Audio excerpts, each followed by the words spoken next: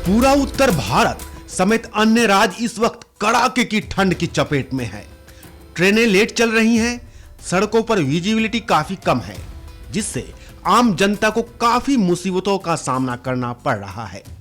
बात हरियाणा के रेवाड़ी जिले की करें तो यहाँ लोग गर्म स्वेटर, जैकेट, मफलर, टोपी लगाकर ठंड से बच रहे हैं। कड़ाके की सर्दी में लोग जगह जगह आग जलाकर बैठे आपको दिख जाएंगे। बुजुर्ग और छोटे छोटे बच्चे ठंड से बचने के लिए घरों में कंबल और चादर ताने बैठे या सोते दिख जाएंगे।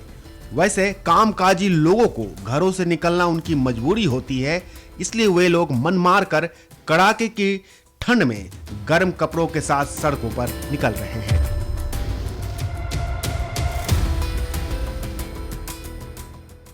ठंड का प्रभाव दुकानदारों पर भी देखने को मिल रहा है।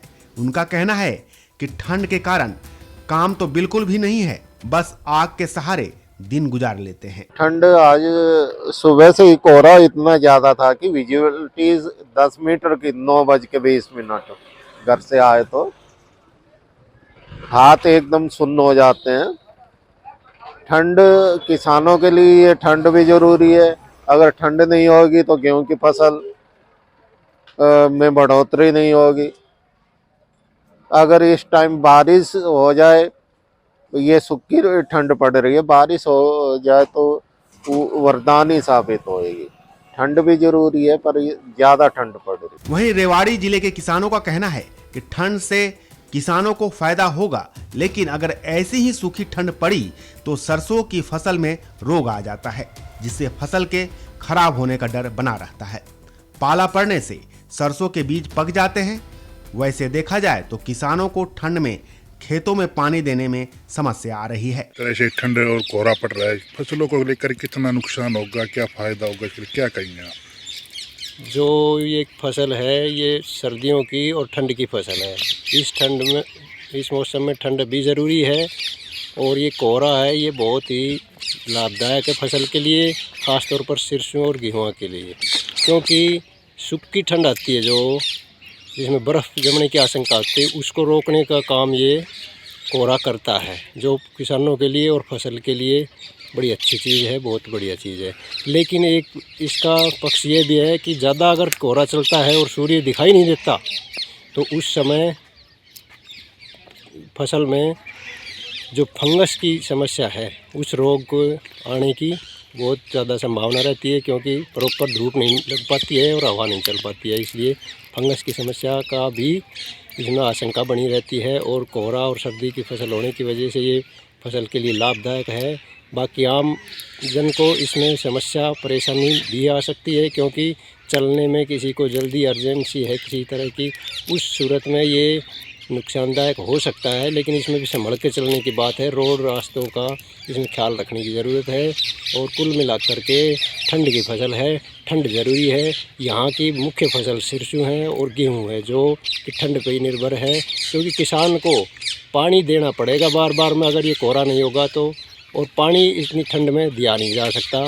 इसलिए ये कोहरा एक प्रकार से पानी का भी काम कर रहा है और फसल को बचाने का काम भी कर रहा है, जो कि बर्फ़ की आशंका रहती है उससे उसका समाधान है एक प्रकार से ये, और ये फसल के लिए लाभदायक है, कोई नुकसान है नहीं अभी इसका। और अगर लेटर स्टेज तक अगर ये कोहरा बना रहता है तो इसमें नुकसान होने की संभावना हो सकती है।